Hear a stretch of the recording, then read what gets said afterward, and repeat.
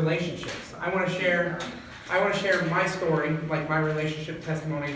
How did Kendra and I meet, and is it really happily ever after, right? And what would be some tips I would give to teenagers that are attempting to date in today's culture, and then a couple of Q&A things, as well as a little couple of tips. So, you guys ready? Yes. Excellent. If you have any other questions as they come, feel free to write them down, and I'll collect them all, and we can go through them here in a bit. But my dating story starts. I didn't really date a lot in high school. That doesn't surprise anyone. But I did date this one girl, and we dated for about 2 years. So I had like a high school sweetheart. But I didn't date a lot of people. I dated a girl from a different school because she didn't know what a nerd I was at the school that I went to. So it was safe, right? And then we dated starting about my junior year, and she was still in high school when I went off to college, and we were still dating. I came back over Christmas break. We had kept in touch once or twice, and not once or twice, like once or twice a week we would talk. But when I came back, we were like, hey, we sat down, and it was like, it's kind of gone. Like we were just different people. Proximity was a big factor that made our relationship work, and the distance didn't really help. So, I mean, it literally ended with a hug and a handshake. Like, that was it. Like, I guess we're different people. We were just like, yeah, it feels a little bit different. Cool. Thanks for the last 2 years. Okay, good. Big hug and then a little handshake. It felt like a business transaction between two people by the time it was said and done. You know what I mean? And in the midst of all of this, there's definitely struggles with purity that happened. But I'm proud to say that I was a virgin when I got married. And then, like 6 hours later, I wasn't. Hi, Chris. I thought Stephanie might like that. Hey, welcome. Go around that way because reasons. But nevertheless, when I got to college, I actually bloomed a little bit. I started talking to people without being scared. I made a decision to kind of rebrand myself when I went off to college, and so I shook 150 hands in my first 2 days on campus. And then I got invited to everything because they're like, I know his name and I know 3 people's other names. And so that's it, And so, I mean, that was just easy. It's something that you guys don't necessarily foster in like the cell phone culture. But this is when you're like, hey, like you actually had a talk. And when someone was like, hey, can you remember my extension? On campus, it was a 4-digit extension. And you're like, okay, I'll remember. And then, it was a pretty small campus. So everyone, at meal times, you saw everyone. But it was really neat. And I dated a couple of people in college. One that I got really serious with. Like senior year, I contact her mom and I say, hey, I'm looking to make an engagement ring. And so over Christmas break, I stopped by their house and she snuck me grandma's ring because she wanted one of the diamonds in her grandmother's ring. Her grandmother was dead. Just so it's not like, give it back, and as an accent stone in her engagement ring. So I'm like having this engagement ring getting made. I go down and visit her over spring break because she graduated a year before me, and I talked to her dad, asked for a hand in marriage, and he's like, go for it. And then like 2 weeks after spring break, after I had interviewed for like four different jobs in youth ministry in this town called St. Louis, and gotten 3 job offers in 1 second interview, I was like, oh man, things are really happening. She called me up and told me, hey, me and Tony hanging out again. Seriously, his name was Tony, and that was like a breakup over the phone, right? Whiplash. So like I was just broken. Like I was like, oh, I'm never dating again. This is horrible. This is rotten. And I was real bitter, and I didn't understand it. But in that process, I was meeting with a spiritual director in the fall and in the spring, and this guy would challenge me. And he's like, if you're serious about asking this girl's dad for her hand in marriage, you need to be certain that she's the one you're supposed to take this step with.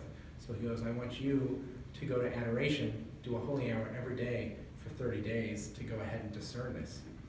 Now, I don't know where you guys are at spiritually, but I still right now, like a holy hour is still like, oh my gosh, I've run out of things to say because my prayer life still has, it's a growth area for all of us.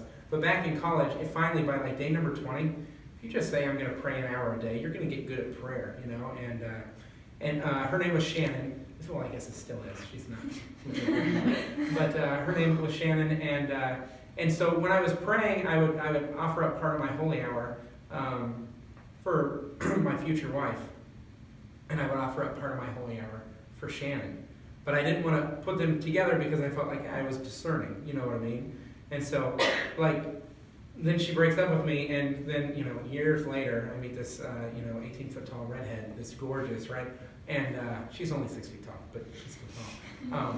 And I was able to say, when I proposed to her, that I had been praying for her, even back when I was in college. There was something that God put in my prayer time in that tiny little chapel to where it was like, you cannot pray for your future wife, Shannon. You have to pray for your future wife, and then you can also pray for Shannon. And I kind of kept those two separate in the spirit of discernment. So it was really neat. So then I blow off, I call back, I can't accept this position. Is everything okay? Yeah, I changed my mind. I'm calling all these priests that were excited about me coming and being the youth minister at their parish. And I'm broken, and then all of a sudden in my theology class, the professor, Barbara Morgan, is like, why hasn't anyone applied for this position?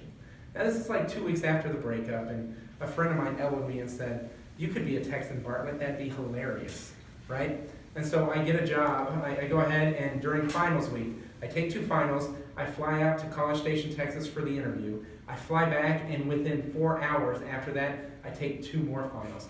It was crazy, and I got the job. Father Dean was actually the pastor down there, so he was the one that offered me the job. I know, it's small world. I get to College Station, date a couple of girls, and it was just like, I broke this one girl's arm on accident. We were playing soccer on a tennis court, and I went for the ball, and I stopped the ball, and she was stopped by the stopped ball, and then she fell down. So I felt guilty, so I took her out to dinner. Did you cut my meat? Whatever. It was not good. But we dated for a couple months, and then I dated another girl for a couple months. But it was nothing that was like lasting or whatever. And my friends at the time, because I dated a girl whose name started with a K, and then a girl whose name started with a K, and this is all within like a 9-month period. And then I started dating Kendra, and so they're like, "Are you done going through the KKK yet?" Which is horribly offensive, but it's a bunch of young 20s that are making these jokes or whatever. So I was leading youth ministry, and she had just come back to the Catholic Church during her college years. She kind of checked out some of the Protestant churches because I guess she forgot about the beauty of the Catholic Church, or hasn't been fully awakened in her or whatever. And her sister, who stopped going to church, said, "I'll go back to church, but I'm not going anywhere but the Catholic Church." I'm not going to waste my time with the other stuff. I'll go back to the Catholic Church. And so Kendra was like, "Whatever, you could go into any church, and I'd go with you." So she started going back to church, and one day at Mass, they go to the youth Mass, they see me up there, and she gets home, and she's like, "Mom, I think that's the boy that I'm going to marry." She calls her mom. I hadn't even met her, or shaken her hand or whatever. Oh my God. So she goes ahead and volunteers to help out in youth ministry. And in the spring semester and in the summer, she volunteered for youth ministry. And I have a policy that I don't date volunteers. Kendra didn't like it at the time. She really likes the policy now. So it works out, you know what I mean? So, but the cool thing was, and God was doing something there, you guys, because there was like instant chemistry. I still remember sitting across from her at McAllister's Deli having lunch, kind of telling her about the youth program and doing like the "Are you interested in joining core team?" interview, and what's a fun fact about yourself? And she's like, "I have crooked pinkies." And sure enough, she goes like this, and one pinky's going this way, one pinky's going that way, or whatever. And I forget one of my kids. I don't forget my kids, but one of my kids also has the crooked pinkies. I think it's Philomena, but it's adorable. And there was just like this energy, you know what I mean? And that energy could have very quickly turned into like, blah, like where we're gonna let that passionate kind of initial attraction overtake us. But because I had that policy and she was a volunteer, I was like, we can't date. I didn't say that to her, but I was like, you cannot ask this girl out, you cannot ask this girl out, or whatever. So she played volleyball at Texas A&M, and the fall semester came around, so she had been on core team now for about 6 or 7 months. And we had gotten to be kind of in a group of friends. The core team members, a lot of them would kind of hang out, because most of them were college students, like, 8:30 rolls around. "Hey, have you guys had dinner yet?" "No." "You want to go to Potato Shack?" "Yeah," so we just all get together and hang out. And then she with volleyball was her senior year, and she also got elected the president of Fellowship of Christian Athletes, FCA, which at a university that has 55,000 students, you can imagine it's a big organization at the school. And so she's like, I have to step down from core team. She let me know 2 weeks ahead of time. And so we're stacking the chairs after one of our last summer events. We have our little core team huddle. We pray, and then that's it. She's officially off of core team.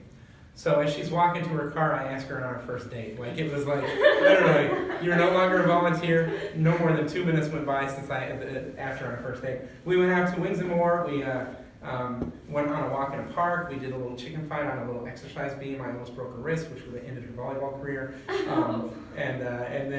And then, you know, 2 days later, we went on our second date, and then, you know, started dating or whatever. And it was a lot of fun. It was a good time. But what we were able to do is build on a platform of friendship which already existed. It wasn't just the initial attraction that we were able to build upon, because we had to go ahead and temper that, you know, like hormones and, you know, those type of things. If you put them in the driver's seat, you're in for a disaster. And I think God knew that where I was at in my own life, especially with some of the healing that needed happening from the girl that broke up with me, that I couldn't start dating someone right away. There had to be some time and some space to build that friendship. So God really blessed.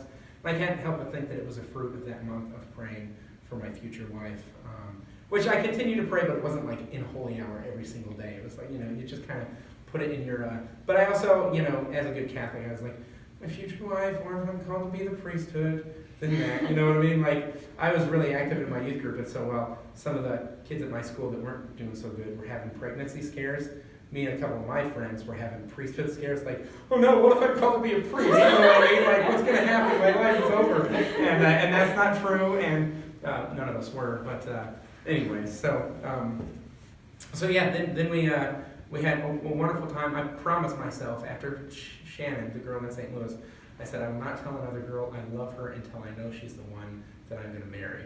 And I let Kendra know like 3 months into our relationship. 8 months into our relationship, we were engaged.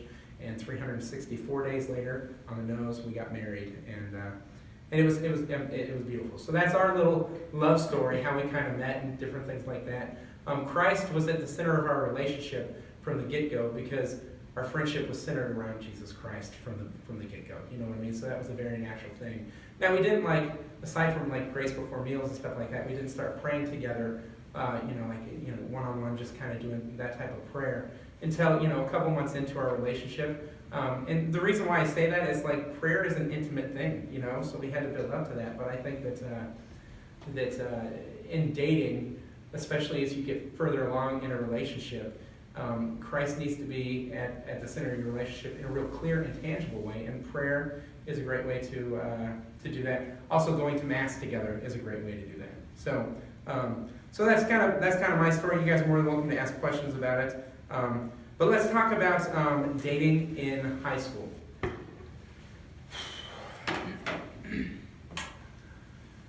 Adolescence now goes to age 24. Now, what does that mean? Girls actually get out of adolescence a couple years before boys do. But the reason why psychologists say that adolescence goes to age 24 is because developmentally, people are living in mom and dad's basements until age 24. And kind of be on average. I'm hearing noise. I didn't get it. That must just be the air. Yeah. And so, so what does that mean? Well, for men, that's the Quiplash game. For men, it means, or boys, it means that their frontal lobe is not yet fully developed. Now, why does this matter when I'm talking to a group of girls? The decision-making cortex of the brain is in the frontal lobe, which is why at the end of DCYC, Nash and Johnny Jakes will line people up and jump over their heads, knowing very, very well that if it went one person more, or if they didn't jump as hard, they would have the back of someone's head in their groin, which is very uncomfortable. You know what I mean? Well, why do they do things like that? And the answer is, if you ask them, they're like, oh, I just felt like doing it. Oh, is that because your frontal lobe isn't fully developed? Now, what does this mean for you guys? boys are idiots right now. They're not a complete picture, and you don't want to date someone that's incomplete, right? And so I'm not saying go date a bunch of 25-year-olds while you're in high school. That's not good, because let me be clear. If someone is dating you and they're like 3 years older or more than you, then they're not dating material for you. They just can't find someone in their own age group to date. And that should be a red flag, also a deal breaker. So let's talk about clear boundaries and deal breakers. If you choose to date, and I want to say, first of all, that's a dumb idea with where you're at right now. I know some of you are like, well, I have a boyfriend. I'm like, yeah, his frontal lobe isn't full of just like, just FYI. If you are going to date, and I don't think most of you are ready to date, your personal development hasn't caught up with your physical or hormonal development, right? And so it's like, I don't know who I am, these things like puberty happened, and now there's stuff that's happening, right? And you don't know how to deal with that. You're kind of a new person blossoming into womanhood, and that's a beautiful thing. Unless you're a dad with daughters, then it's a terrifying thing. But for you guys, it's a beautiful thing, right? But you have to set clear physical boundaries. And here's the reality of the culture that you're dealing with. I would say that 95% of the boys that are out there have seen pornography within the last month, 12 days, somewhere in that range, that are struggling with it. And the reason why I know this is likely is because they no longer ask seminarians when they're coming in to interview for the seminary. Like 20 years ago, they would say, hey this, hey that, and you have to disclose things, and someone would be like, I struggle with pornography. And they'd actually say, well, go ahead and fix it, and then come apply next year for seminary. Now, it's not a question of if, but it's like, how is your struggle going with pornography? Like, it's that common. I knew an archbishop who was like, I don't have a computer in my home because I don't want that temptation to come and chase me. He was protecting himself, you know what I mean? With that being said, the dangers of pornography aren't just for guys, not just for guys, but chances are all of you on some level have been exposed to or affected by, and there may even be some of you, statistically, there should be some of you, not should be like this is what should be happening, but that struggle with it on a fairly regular basis, and that varies for a different person. Maybe it's weekly, maybe it's monthly, maybe it's daily. God forbid it's every couple of hours or whatever. But it's these devices that have made the pornography culture something that happens with a frequency that is insane. So I say that because you have to set physical boundaries early on. Probably not the first date, because they're like, whoa, I was just trying to have a hamburger with you, and now I want it. And this goes into college though as well. Set physical boundaries early on and make them a firm line, because what I've found and what I've seen in teens is they move the bar a little bit, right? And so it's like, okay, we're just going to do hugging and a little peck on the lips, and then it's like, well, let's just go a little bit more and let's do makey outy, little tongue, kissing, which makes everyone very uncomfortable when I talk about this.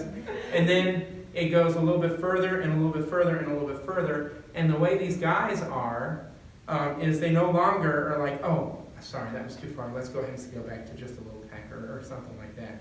Now they're like, the expectation is however far you've gone with a guy, that's the expectation. Which is why teens who have come to me and said, I ended up having sex with my boyfriend, and now, I feel like every week we have to, because that's what happened. And there's no scaling back, because you've moved the boundary, and now everything from here back is in play. The other thing is these guys are full of ideas that aren't realistic and aren't fair to you. They're a violation of your dignity and their own dignity because of what they viewed on an internet screen or on a tablet or something like that, with the pornography culture that has infiltrated them. And so that is the dating culture that you are moving into, you know what I mean? Which is why I really like the answer of, Catholic guy is good when you see him in confession. Because if you're struggling with it, or if one of the guys is struggling with it, I want you guys to struggle with it. Like, fiercely fight this thing, turn to the Lord constantly and consistently to go ahead and turn away from that. And it takes some time, and it takes determination, and it takes a lot of grace and a lot of humility. But it can be overcome. But it's not easy. Jesus had to give his life to overcome sin. This is a sin, So, physical boundaries. Here's some good tips for physical boundaries. Ready? No kissing below the neck. That's it. Just if you're going to kiss, which I still don't think that's a good idea, and I would say don't kiss within the first 3 months. Now, why? just because that establishes that friendship foundation first and foremost. Yes, you can be all Twitter-pated and you're holding hands, or I still remember watching Evan Almighty. We had a group of friends that were going to go see it with us. This was Kendra was still a volunteer, and they all ditched last minute. But there, Kendra and I were in a movie theater, and we still were like had eyes for each other, even though we can't date or whatever. And we're sitting watching Evan Almighty, and her elbow touches my elbow, and I was like, nee! You know what I mean? Like totally, it was amazing. And you know what? Like that's better than if it was like the fifth kiss or something like that, right? So allow things to progress slowly so you can relish in the beauty and the excitement of just being together and being excited to see each other and developing a good foundation of friendship so that you can build a lasting relationship. So physical boundaries. The second they're violated, whether it's because you allowed them to be violated or he violated them or whatever, the line moves and it's very hard to go ahead and scale it back. And then there's going to be a litany of excuses of I'm sorry's and different things like that. But the fact of the matter is that's the new expectation that he has, an unwritten expectation that he has, which is super unfortunate. But that's kind of how the pornography culture has wired guys, which is horrible. So spiritual boundaries. Keep Christ at the center. But don't start like praying together right off the bat, because that's a really intimate thing, you know what I mean? And so the way that it's been described is guard your heart, protect your heart, you know what I mean? So if you start praying together on the second date and you're like, oh my gosh, he's the one. It's like, no, he just knows you're excited about Catholicism. He's excited about Catholicism, so he wanted to pray with you. And now all of a sudden in your mind the relationship is advanced. And he may have not even intended that, right? He was just like, I was just trying to be a leader. I thought you would, like that. But now you're already seeing what your last name looks like with his. You see what I'm saying? Yeah, your name looks like with his last name and stuff like that. So prayer is intimate. Behavioral boundaries, this is easy. Dump the jerk.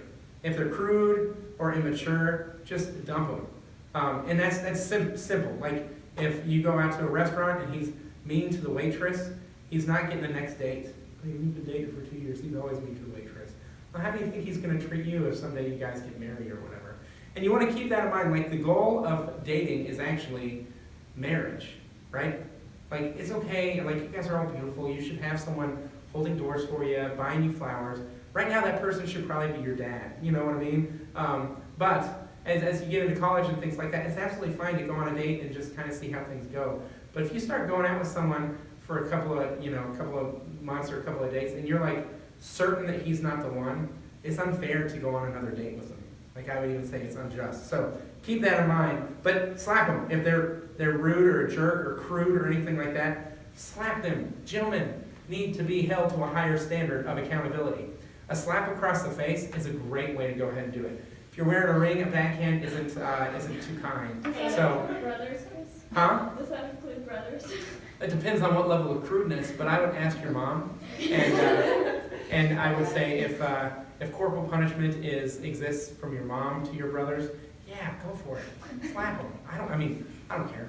They're boys that need to be reminded. So if they drop an F word around a lady, bam! You know what I mean? Now don't walk across the room. It's got to be kind of proximate. Like, what happened? Well, 3 weeks ago you said the F word. Oh my gosh, what happened? You know what I mean? Like not like that. So I can picture Avika. You see her next week, and she's got one of those squeezy stress balls. What's going on? She's like, I want my hand to get bigger because I'm a slapper. It's mostly at school when you hear every second word, but Yeah, get kicked out of school your senior year by slapping people to make a point. I would love that. You know what I mean? But you're absolutely right. It's horrible, but there's not a level of accountability. And unfortunately, a lot of the teachers don't even know how to hold people accountable. Because if they slapped them, then they'd be in prison. Which is weird because it takes a village, and now the village is... Anyways, so you have to keep in mind when you're dating to set behavioral boundaries because you are a treasure. And you're worth the journey, you're worth the wait. Okay, so there are girls out there, and you guys know this, there are girls out there that are going to be a lot easier to do certain things with and things like that. You need to be like Mount Everest, someone who's willing to make the sacrifice and make the commitment to climb the mountain, to get to the top, just to be able to get you to, hold their hand and stuff like that. Like, I think about the idea of modesty, and if you are a treasure, It's a treasure that needs to be unveiled or revealed, not just something that's like, well, this is all I am, and it's like, oh, because your shoulders aren't covered, and you got a low-cut top, and everything looks like it was painted on you because you've got skin-tight whatevers. And it's like, no. Let the guys go ahead and hunger and journey. They are seeking adventure, and you are a treasure. And you and your relationship with a guy should be an adventure. If at any moment it feels like this isn't really an adventure, either redirect the course or slap him. Or break up with him. Why? Because you're worth it. I would rather see all of you single for the rest of your lives than any of you used. Any of you used. Does that make sense? And so be worth the wait. Have a higher level, and you're going to see that there's going to be not very many, right? The higher on the tree it is to climb, the fewer they're willing to dare to make that journey. But those who do will be rewarded by finding a deeper relationship than they were ever able to find with people who don't even know their own dignity and their own worth and not allow themselves to be used, but kind of, put themselves out there like that. If you do not believe yourself to be a treasure, like, self-esteem issues and things like that, if you don't believe that, do not date. Just simply do not date. If you are not a treasure or you do not believe yourself to be a treasure, work on that first. You cannot give what you don't have, and so if you don't have possession of yourself, dating's not going to help, because ultimately in marriage it's an exchange of self, a gift of self, right? And so do not date. So, so there was some Q&A that I was given, like, what age should you start dating? Like, that's a question people often have. Like, at what age should you start dating? I would definitely talk to your parents about it, because they know you a little bit better than I do. But 16 for group dates, and then, group dates and dances, age 16, and then maybe 18 or 19, start going on dates, maybe one-on-one with guys or whatever at that point. But again, don't be afraid to walk away from dates. I'm going to go to the bathroom, and you go Uber your way home. Because, no, I'm serious, because in the first 10 minutes, you know what I mean? And this girl whose arm I broke, we got to the point where we were like, this isn't working out. And but we were literally out on a date when we decided. And we're like, well, cool. So let's just go get ice cream. The next stop on our date was ice cream, because I love sugar. I love it. And that was the next stop, and I was like, well, then let's just go get ice cream as friends. And she was like, that'd be great. And so that was it. Like, we shifted gears mid-date, because we just saw, like, I know this is like our 10th date, but like, your arm is better, and that was the only thing keeping us together. You know what I mean? So that was it.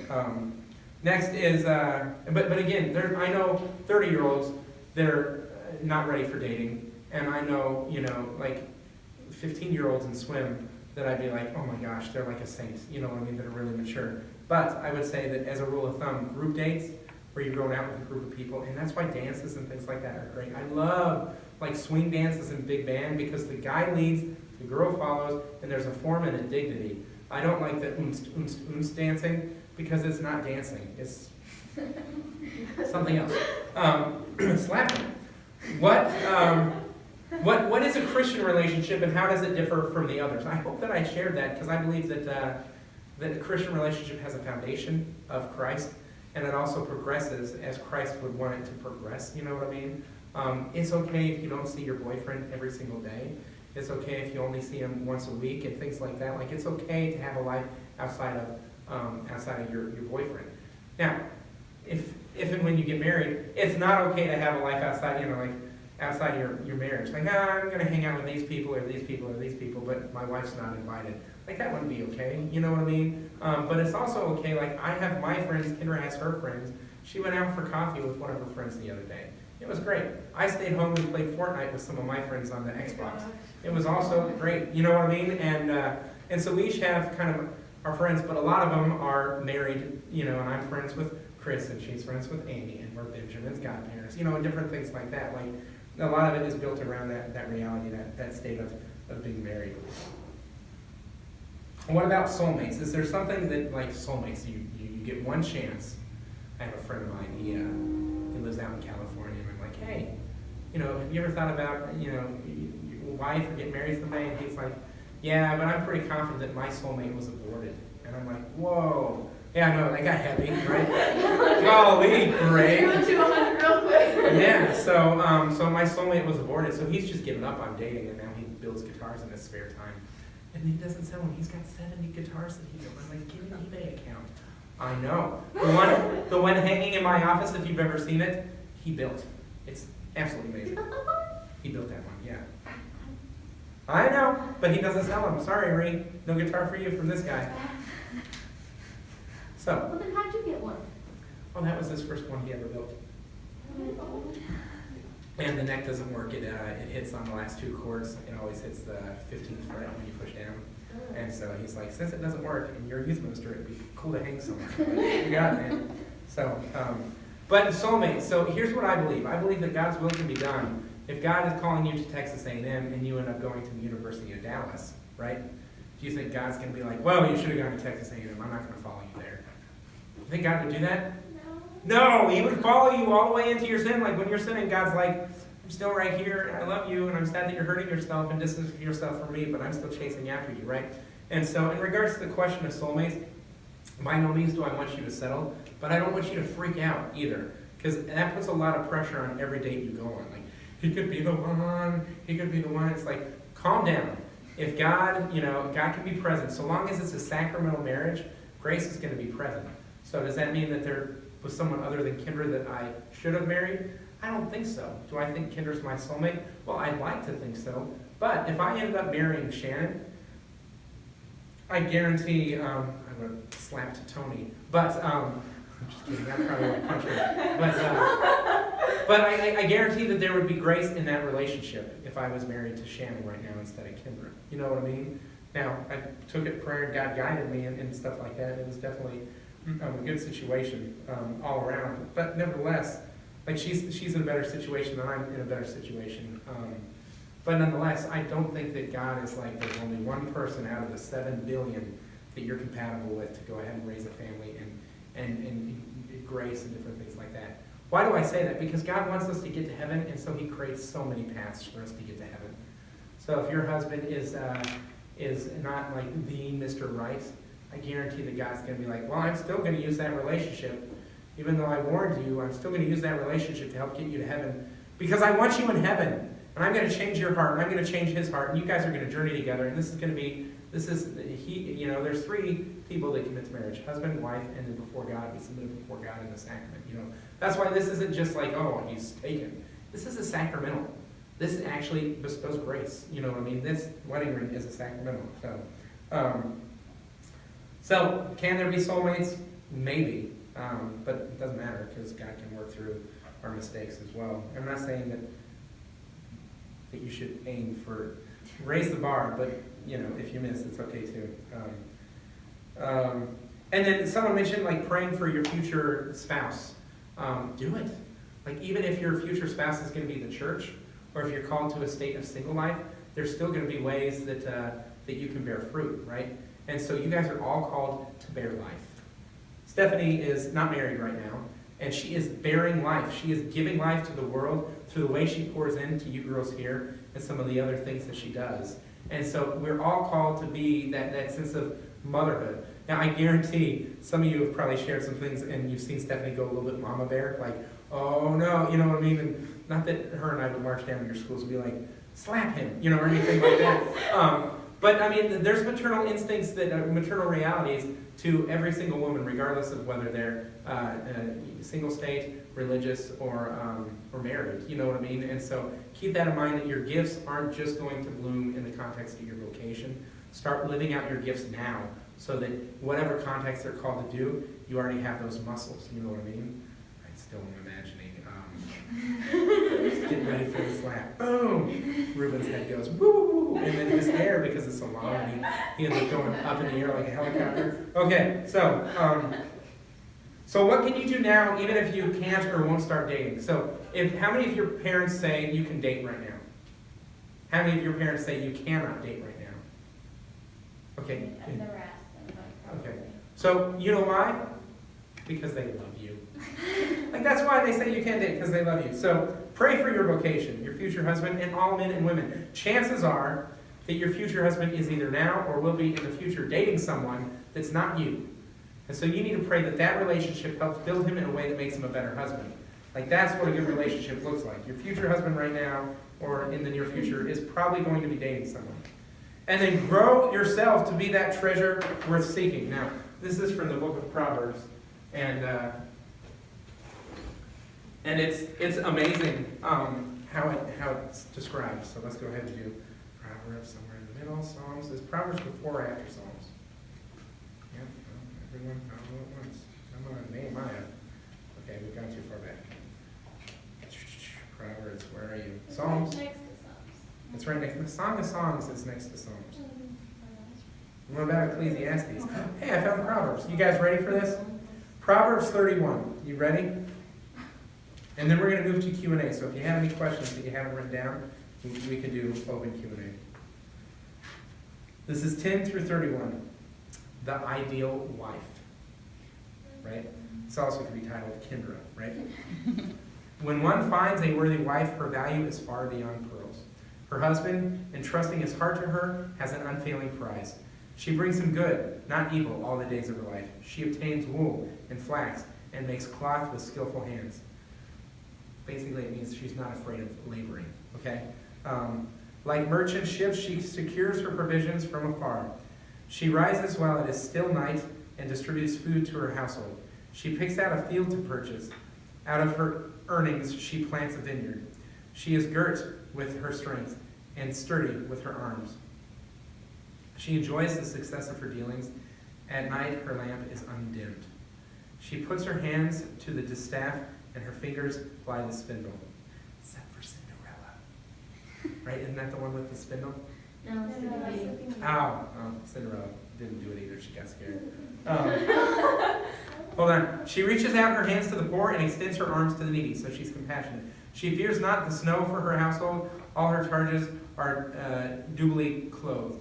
She makes her own coverlets, which I have no idea. Fine linen and purple are her clothing. So she's connected to the understanding. Purple linen means that she understands that she's part of a royalty as a daughter of God, beloved. Her husband, because of the kingship of God. Her husband is prominent at the city gates as he sits with the elders of the land. She makes garments and sells them. Sounds like a little bit of a marketing pitch for making clothes. You know, hang in there, guys. And stocks the merchants with belts. She is clothed with strength and dignity, and she laughs at the days to come. She opens her mouth in wisdom, and her tongue is kindly counsel. She watches the conduct of her household and eats not her food in idleness.